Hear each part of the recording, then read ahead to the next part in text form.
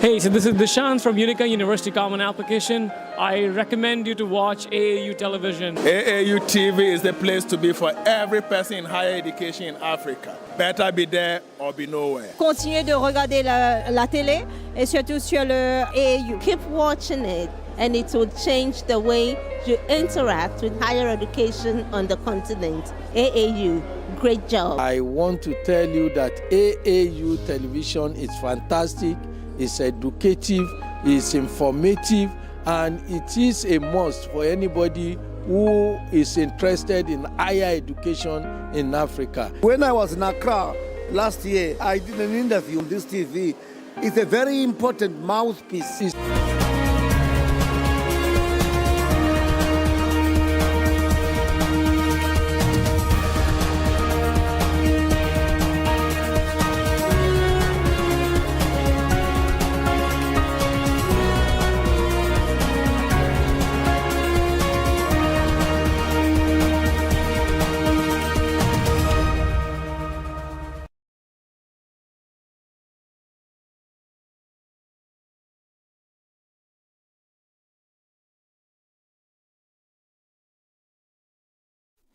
It's 12 o'clock GMT and this is the AAU TV Midweek News coming to you live from the headquarters of the Association of African Universities here in Accra, Ghana. My name is Jemima, Deladem, Dotsey, and our top stories for today. In higher education, violent students' protest erupts at Institute of Applied Technical Studies over tuition hike dollar payment. In health, Africa faces Mpox surge as public health emergency continues. And Discovery, Zimbabwe rolls out AI-powered traffic system to ease congestion. And international, Zelensky urges U.S. support after clash with Trump. Please stay with us for more news on the AAU TV Midweek News. We will be right back.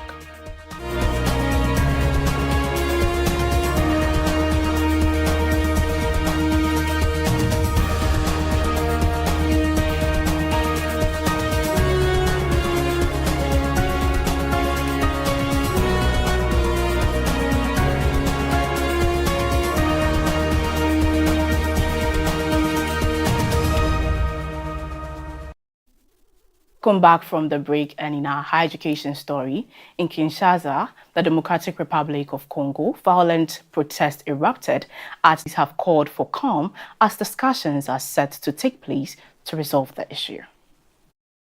Violence broke out at the Institute of Applied Technical Studies in Kinshasa as students protested against rising tuition fees and a requirement to pay in US dollars. What began as a demonstration quickly turned into chaos, with students burning tires, vandalizing school properties and barricading entrances to the campus. As tensions escalated, security forces intervened, leading to violent clashes. Protested through projectiles and stone, while gunfire was heard in videos that spread rapidly on social media. Shocking images showed injured students being carried away by their peers, fueling widespread speculation that some had been killed. However, student officials and local authorities have denied reports of fatalities. Christophe Lumami, a mayor of Barumbo, confirmed that 3 individuals were injured and are currently receiving medical treatment.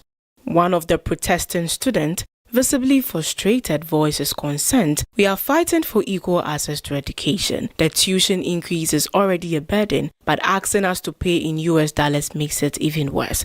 Many of us simply cannot afford it."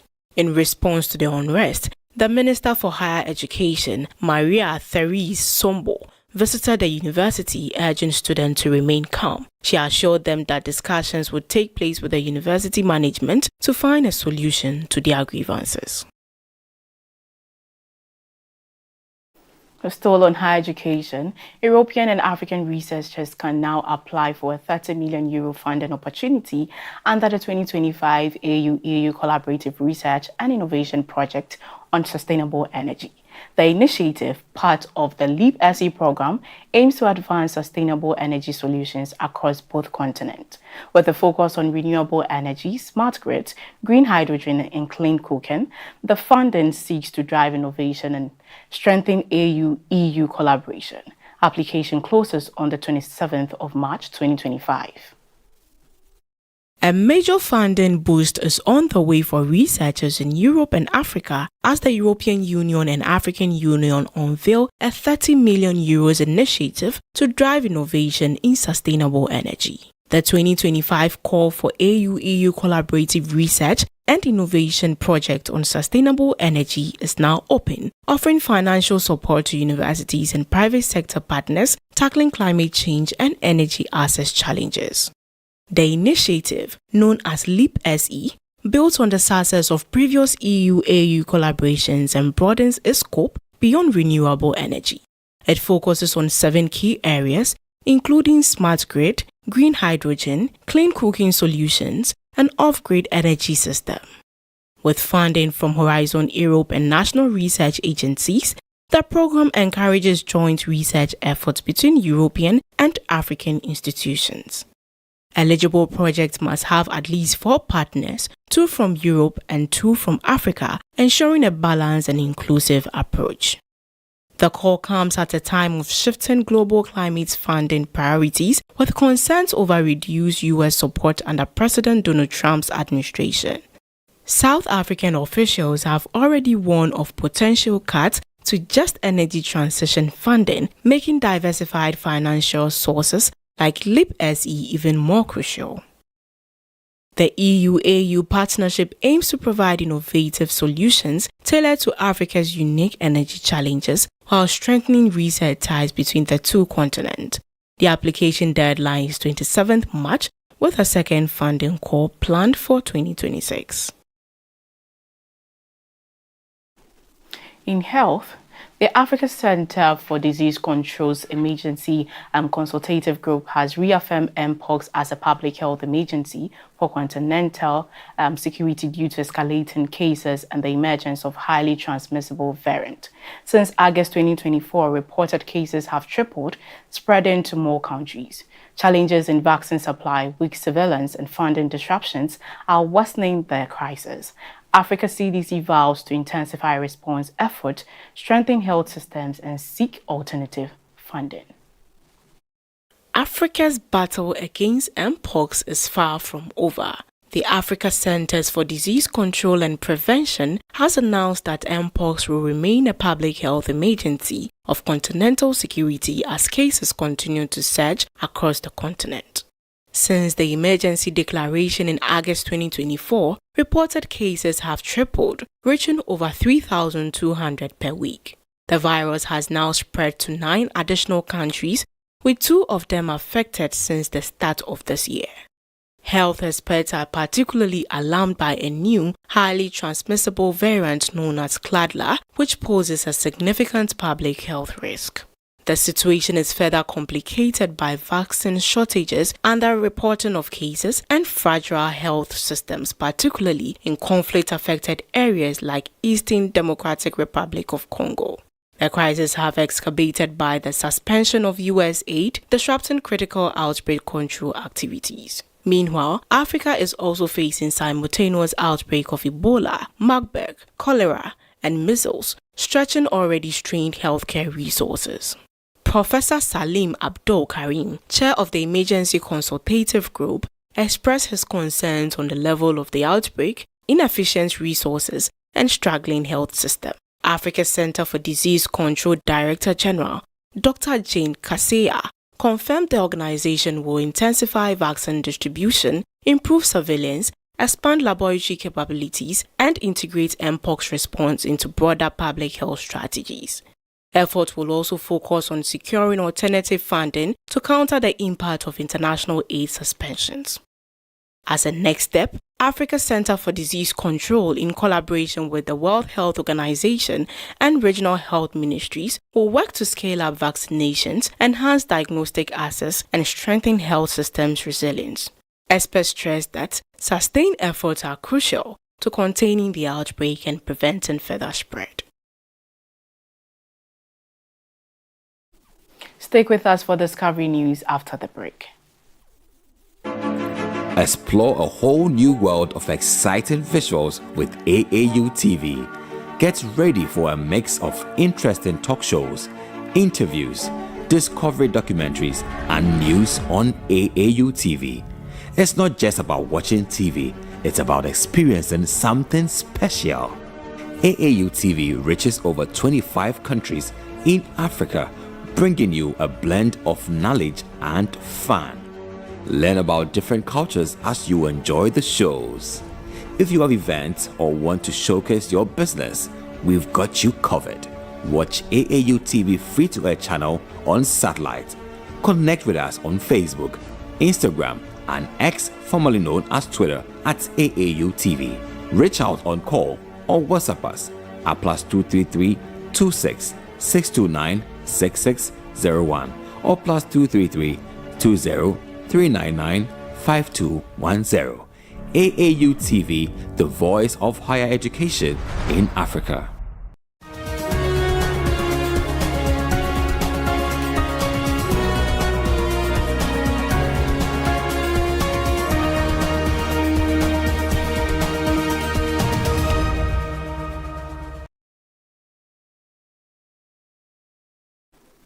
Welcome back from the break. And in Discovery, Zimbabwe has launched its most ambitious urban development project, an AI-powered traffic management system in Harare.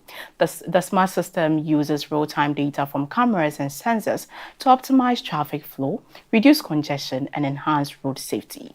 The technology dynamically adjusts traffic signals, detects violation, and improves overall mobility. Authorities say the system will lower fuel consumption, cut travel times, and serve as a model for other African cities. Zimbabwe is embracing the future of urban mobility with the launch of an artificial intelligence-powered traffic management system in Harare.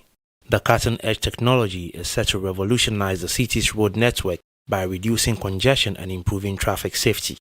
Using a network of high-resolution cameras and sensors installed at major intersections, the system collects real-time traffic data. AI algorithms then analyze vehicle movement, adjusting traffic signals dynamically to ensure smoother flow and reduce waiting times. Authorities say the system will significantly cut down on travel delays, lower fuel consumption, and enhance overall road efficiency. Additionally, AI-powered cameras will monitor for traffic violations and potential hazards, helping law enforcement respond swiftly to incidents.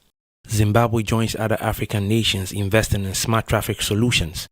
In Lagos, a similar system implemented in 2021 focuses on detecting violations and managing traffic infractions through handheld devices. The Harare initiative involves extensive infrastructure upgrades, with dedicated teams ensuring seamless operation and security of collected data. Local authorities have also launched public awareness campaigns to help residents adapt to the new system. Beyond mobility improvements, the economic impact is expected to be substantial. Reduced congestion means lower vehicle maintenance costs and improved logistics for businesses. With this AI-driven system, Zimbabwe positions itself as a leader in smart urban solutions, proving that technology can effectively address major transportation challenges. As Harare's roads become more efficient, the city paves the way for other African nations looking to modernize their traffic management systems. We'll be back with news on sports and entertainment. Stay tuned.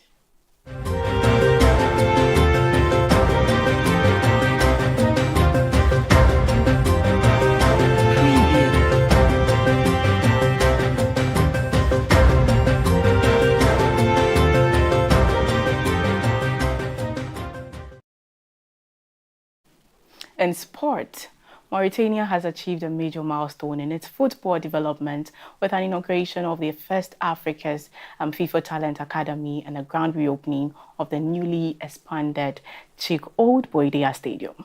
FIFA's chief football officer, Jill Ellis, hailed the occasion as a landmark moment for both Mauritania and FIFA. The academy aims to nurture young football talent, while the upgraded stadium, funded through the FIFA Forward program, will significantly boost the nation's football infrastructure. It was a historic day for Mauritania as the country celebrated two major milestones in its football development journey. On Tuesday, officials unveiled Africa's first ever FIFA Talent Academy and the newly expanded Sheikh Ould Bouidia Stadium in the capital. FIFA's chief football officer, Jill Ellis, was present for the occasion, calling it a special moment for Mauritania and FIFA. She praised the collaboration behind the Academy's launch and the sight of young players already benefiting from the facility. The Mauritanian Football Association hosted dignitaries from the political and football world to mark the occasion. Association President Ahmed Yahya emphasized the significance of this development, highlighting FIFA's investment in the nation's football growth. The first phase of the FIFA Forward program has increased the stadium's capacity to 8,000 seats, with future funding set to expand it further to 16,000. This expansion is expected to enhance Mauritania's football infrastructure and elevate the country's status in international football. With the FIFA Talent Academy now operational and the stadium ready for action, Mauritania is positioning itself as a rising force in African football.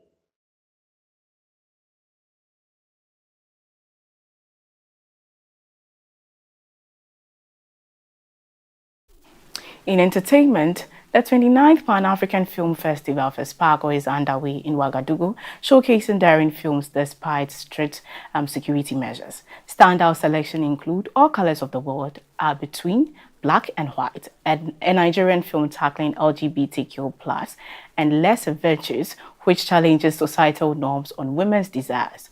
The festival selection committee reaffirms its commitment to artistic freedom, with the next edition set for 2027. Cinema lovers have gathered in Ouagadougou for the 29th edition of the Pan-African Film Festival, FESPACO, where bold storytelling takes center stage. Despite heightened security under Captain Traore's military regime, this year's selection is not shying away from controversial themes.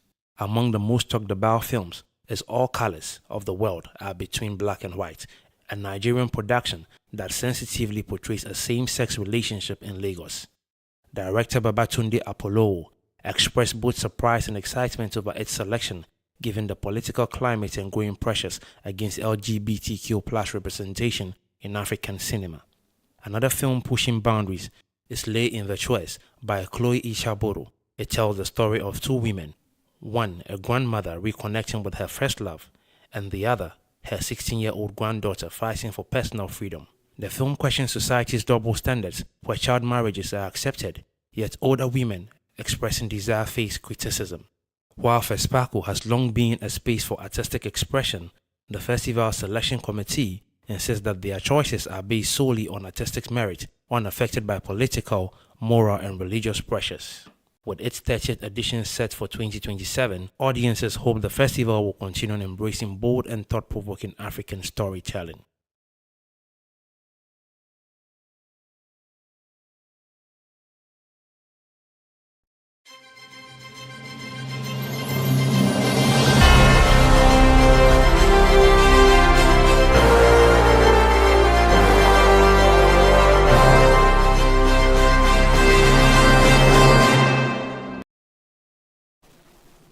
In February, Botswana has secured a 10-year diamond sale agreement with DBS, increasing its shares in Botswana while extending DBS mining rights. The deal aims to establish Botswana's economy amid declining diamond revenues. Botswana has reached a landmark agreement with global diamond giants, DBS, after 7 years of negotiations. The new deal gradually increases Botswana's stake in diamond sales through Botswana, rising from 30% to 40% over the next decade, with a potential future 50-50 split. In exchange, DBS has secured an extension with its mining license in Botswana until 2054. The agreement comes at a crucial time, as falling diamond prices and demands have severely impacted the economy, slashing Botswana's revenue by over 50% in the last year alone. President Duma Boko, who took office following last year's election, has hailed the deal as a game changer, promising economic stability as a brighter future for the nation. With Botswana remaining one of the world's top diamond producers, industry experts believe this agreement could help reshape the country's financial landscape.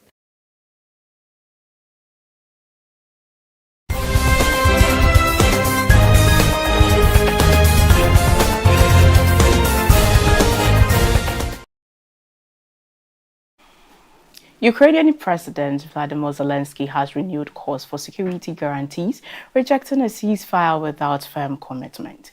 His remarks comes after a public clash with current U.S. President Donald Trump, who questioned Kyiv's commitment to peace. Zelensky insists that Ukraine is fully engaged in defending its freedom and must stand united with its allies. The minerals deal, originally on the agenda before tensions escalated, could mark a step towards stability. Just hours after a tense exchange with U.S. President Donald Trump, Ukrainian President Volodymyr Zelensky has made a passionate plea for continued U.S. support in the fight against Russia. His message was clear: Ukraine needs security guarantees, not just ceasefire. Zelensky lamented that for 3 years, their people have endured war. A simple ceasefire without security guarantee is not enough. His comment comes after Trump suggested that Ukraine is not truly committed to peace, a claim Zelensky swiftly refuted. As the diplomatic tension unfolded, another crucial matter was on the table: a mineral deal that was meant to be a focal point on Friday's meeting before the heated exchange took center stage. Zelensky signaled that this agreement could be a step towards strengthening Ukraine's position, both economically and strategically. But with Russia's aggression continuing, the Ukrainian leader remains firm. Security guarantees from the US and its allies are non-negotiable. As the war drags on, the world watches closely to see if the US will reaffirm its commitment to Ukraine's defense or if political divisions will complicate support. Now, thank you for staying with us, and we'll take a quick recap of our top stories. In higher education, violent students' protest erupts at Institute of Applied Technical Studies over tuition hike dollar payment. In health, Africa faces mpox surge as public health emergency continues. Discovery, Zimbabwe rolls out AI-powered traffic system to ease congestion. And in international, Zelensky urges U.S. support after clash with Trump. Thank you for sticking with us on the AAU TV Mid-Week News, and also get interactive with us on our various social media platforms, Association of African Universities on Facebook and YouTube. My name is Jemima Deladem. Have a nice day.